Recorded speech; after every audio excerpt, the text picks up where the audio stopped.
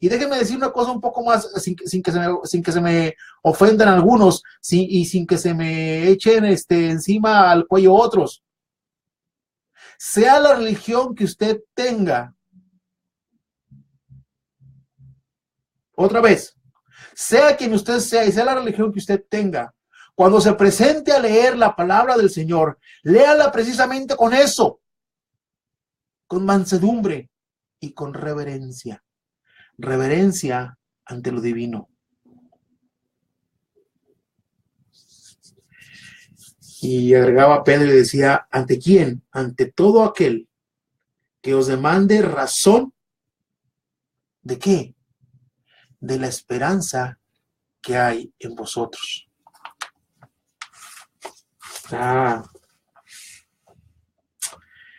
Está interesante lo que dice Pedro. Decía el siguiente versículo, teniendo buena conciencia, para que en lo que murmuran de vosotros como de malhechores, sean avergonzados los que calumnian vuestra buena conducta en Cristo. Porque mejor es que padezcáis haciendo el bien, si la voluntad de Dios así lo quiere, que haciendo el mal. Porque también Cristo padeció una sola vez por los pecados, el justo por los injustos, para llevarnos a Dios, siendo la verdad muerto en la carne, pero vivificado en espíritu, en el cual también fue y predicó a los espíritus encarcelados. Eso lo vamos a ver en un programa más adelante. Los que en otro tiempo desobedecieron, cuando una vez esperaba la paciencia de Dios en los días de Noé, mientras se preparaba el arca, en la cual pocas personas, es decir, 8, fueron salvadas por agua. Y volvemos a lo que decía, con mansedumbre y con reverencia. Es una recomendación personal. Cuando alguien esté leyendo la Biblia, si usted no está leyendo, por favor, sea reverente con quien la está leyendo. Porque quien está leyendo no se está leyendo a sí mismo, ni está leyendo la obra de alguna persona. Está leyendo la Sagrada Escritura, la palabra de Dios. Lamentablemente, tenemos una característica, los que nos decimos cristianos o hermanos o evangélicos, si usted quiere bautistas, no tenemos reverencia por la palabra del Señor. Tristemente, en nuestros templos, para empezar, no llevamos nuestra Biblia.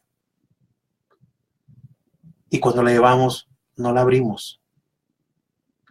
Y cuando la abrimos para leer, es porque le queremos prestar un poco más de atención a la Biblia cuando el predicador está en su exposición. Y somos, aparte de irreverentes, somos groseros. Vemos a los muchachitos riéndose y nadie los controla. Vemos a los niños brinque y brinque uno a otro y nadie los controla.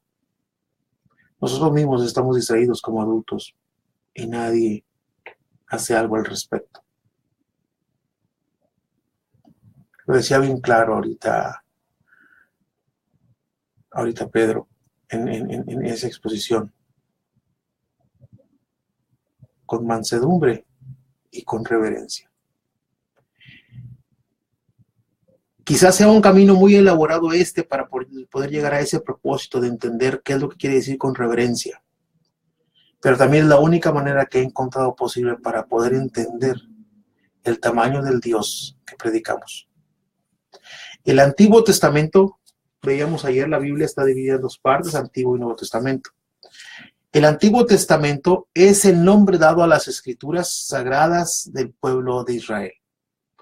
Esas escrituras son un conjunto de libros muy variados desde todo punto de vista, literario, histórico, teológico.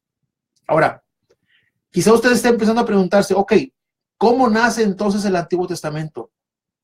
Y alguien más aventurado por ahí dirá, ¿podemos confiar en los escritos del Antiguo Testamento? Bueno, el Antiguo Testamento, como toda la Biblia, nace de una auténtica experiencia e inspiración por el verdadero Dios. de entrada. ¿Ok? Vamos poniendo las bases sobre las cuales vamos a trabajar. El Antiguo Testamento, como toda la Biblia, de principio a fin, tiene su origen en una auténtica experiencia con el verdadero Dios. Un Dios que en la elección concreta del pueblo de Israel se reveló a sí mismo y que se fue revelando paulatinamente cada vez más claramente en contraste muy claro con las religiones de los pueblos vecinos, porque el Señor se identificaba o se revelaba al pueblo de Israel como un Dios único, creador y Señor del universo, Señor de la historia, que no se identifica con imágenes hechas por hombres. Jesús mismo en numerosas ocasiones da testimonio de la exactitud y veracidad de lo que hoy llamamos el Antiguo Testamento. ¿Sí? Vamos a ver qué decía el Señor Jesucristo acerca de esto del Antiguo Testamento para contestar la pregunta esa de que ¿es confiable?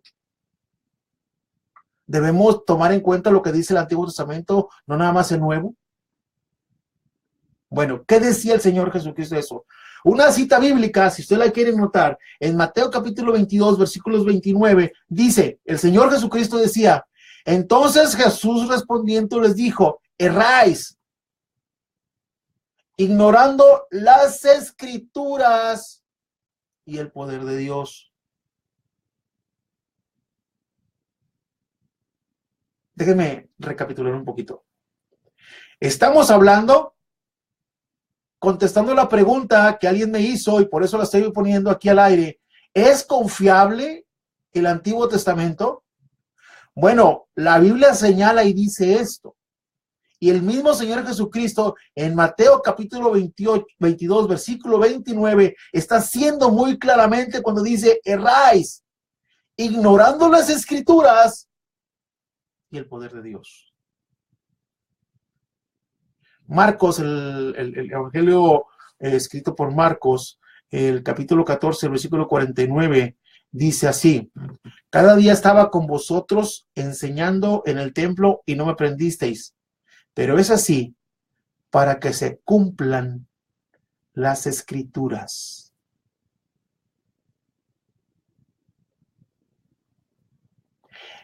Lucas hace una referencia más o menos igual. En el capítulo 24, versículo 27 de Lucas, dice, y comenzando desde Moisés y siguiendo por todos los profetas, les declaraba en todas las Escrituras lo que de él decían. Así que usted dígame, por consecuencia lógica, solamente de esos 3 versículos, le puedo mencionar 30 o 300 versículos de este tipo. Usted dígame lo que el Señor Jesucristo decía acerca de las Escrituras hechas en su tiempo, antes de que conociéramos lo que ahora conocemos en el Nuevo Testamento. Decía que no las tomáramos en cuenta. Decía que no eran confiables. Dice en el libro de Juan, el capítulo 5 y el versículo 39, escudriñad las Escrituras, porque a vosotros os parece que en ellas tenéis la vida eterna, y ellas son las que dan testimonio de mí, decía el Señor Jesucristo. Entonces usted contésteme la pregunta, ¿el Antiguo Testamento tiene validez? La respuesta es sí. ¿Tiene vigencia? Y la respuesta es sí. ¿Me puede enseñar algo del Antiguo Testamento? La respuesta es sí. ¿Qué eran las Sagradas Escrituras para Jesús y la iglesia? ¿A qué se refería el Señor cuando decía escudriñar las Escrituras? ¿Por qué son importantes o por qué el Señor le daba importancia a los escritos del Antiguo Testamento? Bueno, para Jesús y la iglesia, las Sagradas Escrituras eran precisamente eso. La palabra de Dios escrita. Las escrituras del pueblo de Israel dadas por Dios. La persona y la enseñanza de Jesús, así como los escritos del Nuevo Testamento, no se pueden entender sin el trasfondo del Antiguo Testamento. Las ideas y el lenguaje del Antiguo Testamento influyen profundamente en el Nuevo Testamento, son una continuación del mismo. ¿En qué se centra el Antiguo Testamento? ¿Cuál es el elemento principal del Antiguo Testamento? Bueno, el Antiguo Testamento se fija de manera especial en las relaciones de Dios con el pueblo de Israel. Uno de los aspectos principales a este propósito es el del pacto que hace Dios con el pueblo, por el cual Dios se compromete a ser el Dios de Israel y escoge a este pueblo en particular como una posesión peculiar, imponiéndole por ende la obligación de cumplir los deberes religiosos y sociales que especifican las leyes. Ahora, la fe, el culto y las leyes ejercen una acción unificadora en el pueblo. Lo estamos viendo muy claramente ahora en el estudio que tenemos del Pentateuco. El hermano Ricardo Moctezuma nos está llevando en este estudio, en este viaje por el Antiguo Testamento. Precisamente ya vimos Génesis, estamos terminando Éxodo, estamos empezando Levítico. Aunque políticamente hemos estado viendo que no siempre hubo unidad, la religión en ese momento y en todos los pueblos tenía ese gran poder unificador. En la mayor parte de la historia de Israel, estamos viendo, era más importante crear una identidad religiosa definida, separándose de los otros pueblos, que proclamar un mensaje de Dios. Es decir, el Señor estaba marcando y haciendo a su forma y a su manera lo que Él quería que el mundo en general, no nada más Israel, que el mundo en general vieran de Él. ¿Avanzamos? ¿Sí? Déjenme leer nada más un mensaje que me está llegando ahorita. Dice, hermano Arturo Meléndez, hermano, ¿cómo está? Buenas tardes, saludos. Igualmente dice, hermano, saludos a todos ahí en Cristo la Roca y a todos los oyentes de Radio Voz del Evangelio. Nada más quisiera recordar que mañana es nuestro aniversario como misión y la inauguración de la Iglesia Bautista La Fe. Les invitamos a este servicio especial, a mañana 6 de enero a las 7 de la tarde. Bendiciones. Perfecto, hermano Arturo. Claro que sí. Estaremos ahí, si Dios lo permite, estaremos ahí gozándonos con usted y ahí lo saludaremos como corresponde. Sí, hermano Arturo Meléndez, están dejando de ser misión el día de mañana y mañana se hará la inauguración oficial o formal de la Iglesia Bautista La Fe, ahí en Ferris. Están todos cordialmente invitados. Será una, déjenme utilizar la palabra fiesta, porque será eso, será una fiesta para honra y gloria del Señor, en el cual, según tengo entendido, nuestro hermano Rudy Rodríguez, pastor de aquí de la iglesia Cristo la Roca, predicará, y creo que el hermano Arturo también estarán predicando. Habrá 2 predicaciones y posterior a eso habrá un convivio y habrá himnos, había cantos especiales. Va a ser muy interesante estar ahí con sus hermanos. Y claro que sí, hermano, recibo un saludo y un abrazo. Mañana estaremos ahí con usted. Muy bien. Continuando. Ya vimos, este es el Antiguo Testamento, ¿ok? Ahora vamos a ver el Nuevo Testamento. Este está compuesto por 27 escritos redactados en griego principalmente durante los primeros tiempos de la iglesia cristiana, es decir, durante el periodo correspondiente a la segunda mitad del siglo I después de Cristo.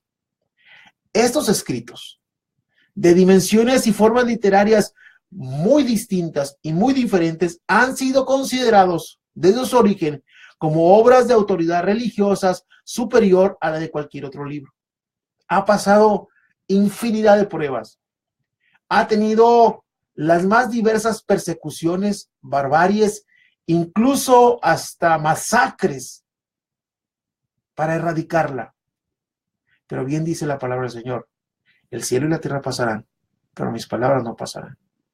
Ha habido reyes, emperadores, científicos, abogados, literarios, gente rica, gente pobre, que han intentado erradicar el cristianismo y su Biblia.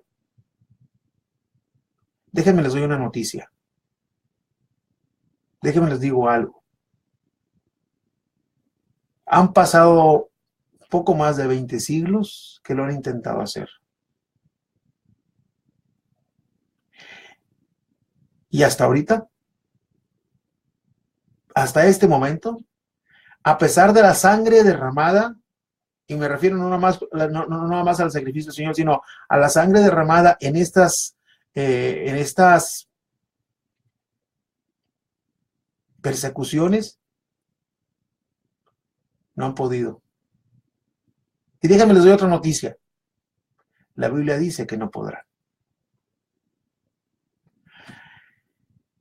Nos hablan en el Nuevo Testamento de Jesucristo, de su obra redentora y de las consecuencias de esa obra, de la obra redentora en cada una de las vidas de cada uno de los seres humanos, de los que han vivido y han muerto, de los que hemos nacido y moriremos, y de los que nacerán y morirán. Ahora, las maneras concretas de exponer esos temas son muy variadas. ¿A qué se hace referencia al llamar estos escritos Nuevo Testamento? ¿Qué testimonio nos da la Biblia misma de lo anterior? Bueno, ¿tiene dónde anotar? Dice en Mateo capítulo 26 y versículo 28. Porque esto es mi sangre del nuevo pacto, que por muchos es derramada para remisión de los pecados. Dice 2 Corintios capítulo 3 versículo 6, el cual asimismo nos hizo ministros competentes de un nuevo pacto, no de la letra, sino del espíritu, porque la letra mata, mas el espíritu vivifica. ¿Cuál fue el precio del nuevo pacto o testamento?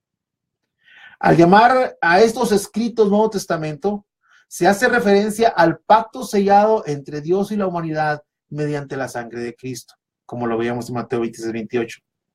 Este uso tiene su origen en la convicción expresada en textos como los siguientes. Lucas capítulo 22, versículo 20. De igual manera, después de que hubo cenado, tomó la copa diciendo, esta copa es el nuevo pacto en mi sangre que por vosotros se derrama. 1 Corintios capítulo 11, versículo 25 también lo refiere, dice, asimismo, están refiriéndose al mismo evento, Pablo se está refiriendo al mismo evento, tomó también la copa después de haber cenado diciendo, esta copa es el nuevo pacto en mi sangre, haced esto todas las veces que la bebiereis en memoria de mí. Y Hebreos, el capítulo 9, versículo 15 dice, así que por eso es mediador de un nuevo pacto, para que interviniendo muerte para la remisión de las transgresiones que había bajo el primer pacto, los llamados reciban la promesa de la herencia eterna. El Nuevo Testamento nos habla que por medio de Jesús, y especialmente con su muerte, se ha sellado ese nuevo pacto que Dios había anunciado antiguamente. ¿Recuerdan ayer la cita de Jeremías 31:31? En el cual Jeremías hacía una referencia profética de ese nuevo pacto que llegaría y que sustituiría al antiguo. Dice la segunda carta a los Corintios, el capítulo 3, versículo 14. Pero el entendimiento de ellos se embotó o se perdió. Porque hasta el día de hoy, cuando leen el antiguo pacto, les queda el mismo velo no descubierto. Vean bien cómo termina el versículo. El cual por Cristo es quitado. Otra vez, voy a leer completo el versículo. Segunda carta a los Corintios, el capítulo 3 y el versículo 14. Pero el entendimiento de ellos se embotó.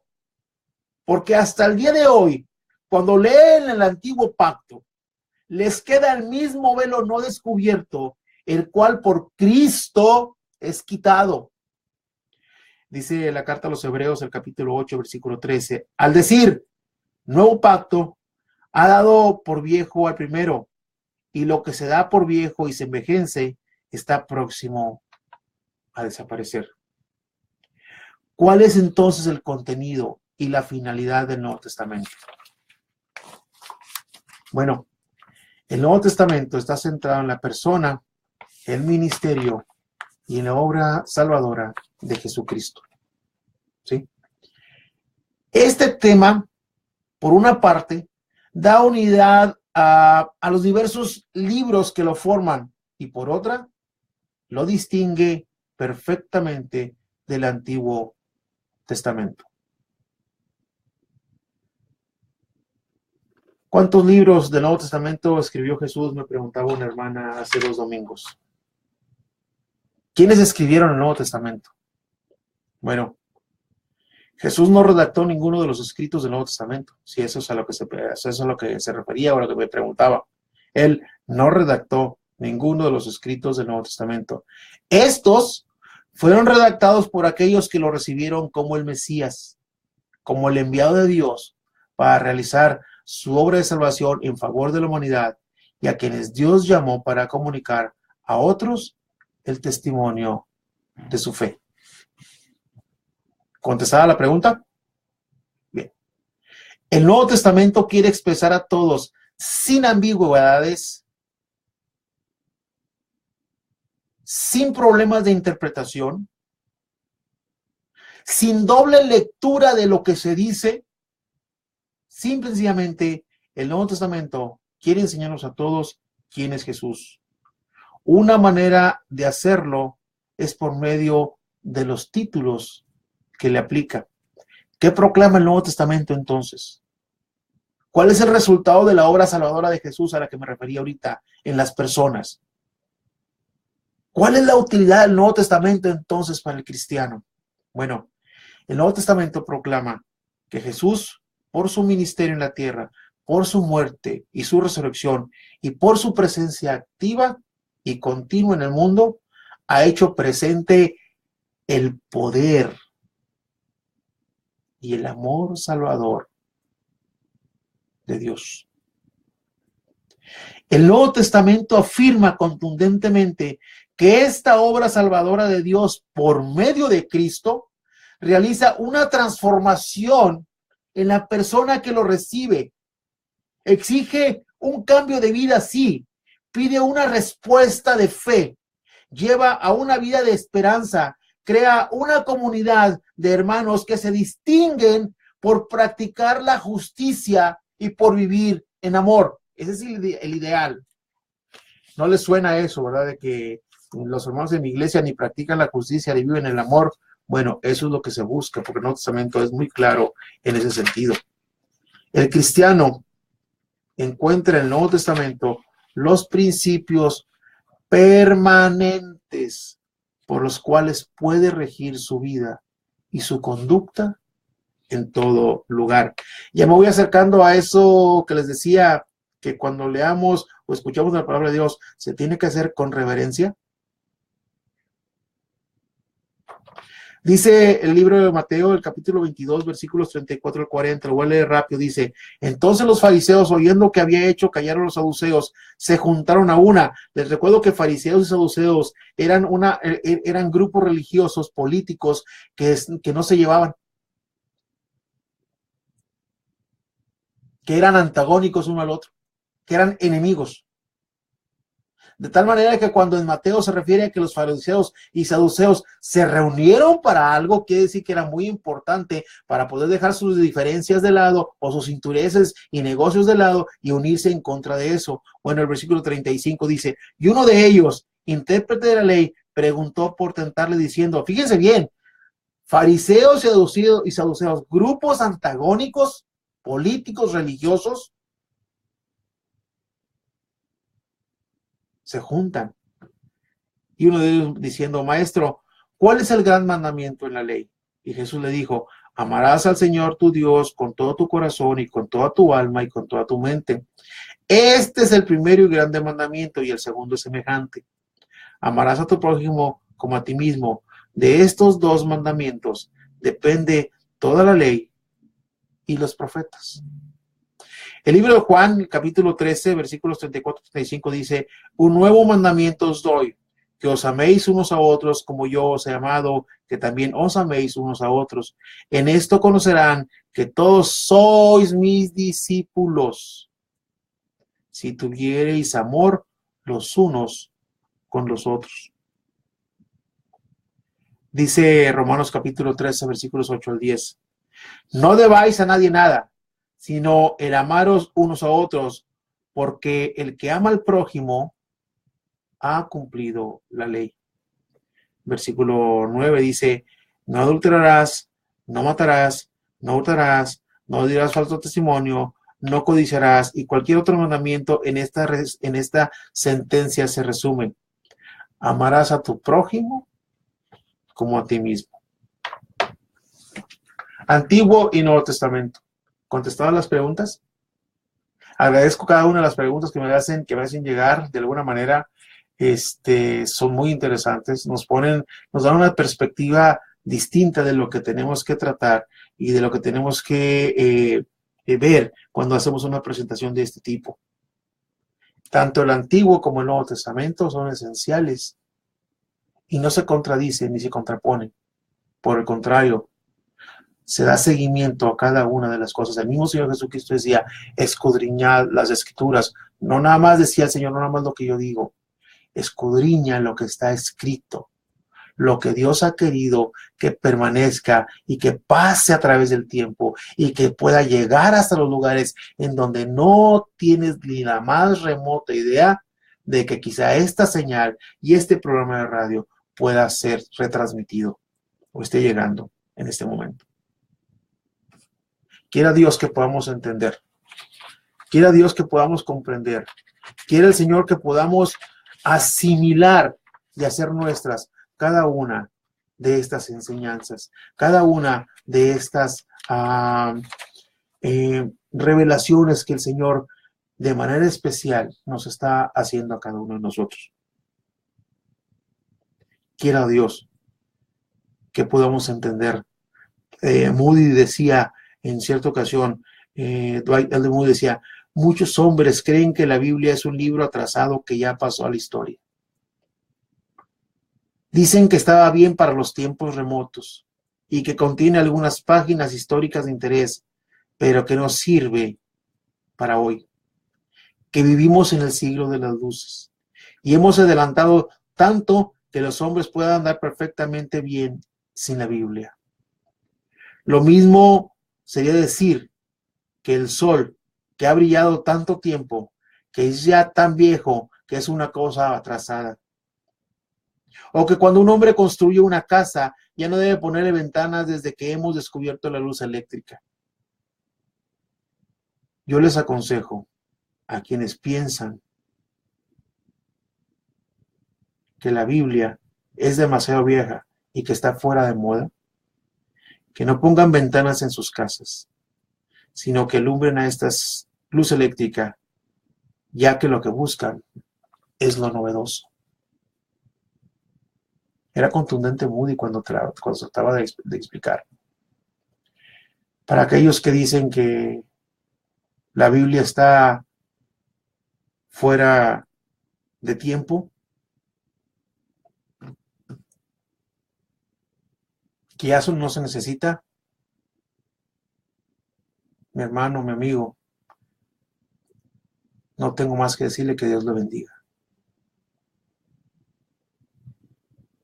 Dios quiera pueda encontrar el camino correcto antes de que nuestro tiempo en este lugar, en este espacio físico se nos acabe. Vamos viendo, ya me voy acercando a lo que queríamos acerca de reverencia ante la palabra de Dios. Todavía me falta un poquito más. Todavía me faltan, yo creo, como 2 semanas más. El día de mañana vamos a ver las escrituras y la revelación especial de Dios. La próxima semana estaremos intentando concluir la primera parte de lo que quiero ver, la revelación especial de Dios, los instrumentos de la revelación, cada una de esas cosas, para poder llegar a la conclusión final, en la cual es muy claro y es muy categórico. Decía Habacuc, el capítulo 3, versículos 2:20, perdón. El Señor está en su santo templo. Calle delante de Él toda la tierra. Que el Señor les bendiga. Mi nombre es Miguel Pruneda. Estamos transmitiendo en vivo desde las instalaciones de la Iglesia Bautista Cristo La Roca, ubicada aquí en la ciudad de Dallas, en Texas. Sean todos bienvenidos a una emisión más de este programa. Gracias a cada uno de los que nos estuvieron escuchando, estuvieron conectando vía internet. Esteban Rodríguez, Tomás Andrés Rangel, saludos, Tommy.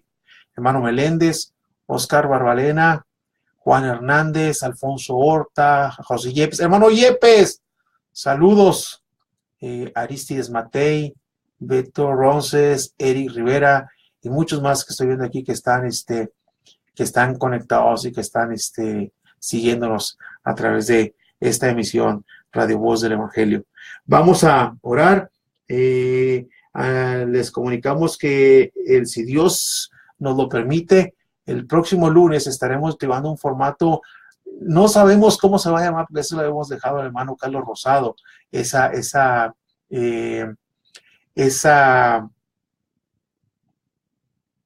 privilegio. Todos los lunes tenemos una clase doctrinal con él y vamos a subir una hora de su programa cada lunes. Esperemos que sea de bendición para todos y cada uno de los que nos estén escuchando. Se hará también grabado y será reenviado. ¿Cómo será el formato que quiera manejar él? No lo sé. ¿Será de participación? ¿Será solamente expositivo? ¿Será algo interactuado? No lo sé. Pero el Señor nos ha movido a poder meter este tema 100% doctrinal junto con nuestro hermano Carlos. Entonces, es un proyecto que traemos de varios que el Señor ha puesto a bien, o ha tenido a bien el permitirnos considerarlo. Y si Él nos lo ha permitido considerar, entonces creemos que también nos permitirá completarlo, porque Él es fiel y Él sabe hacia dónde nos quiere llevar.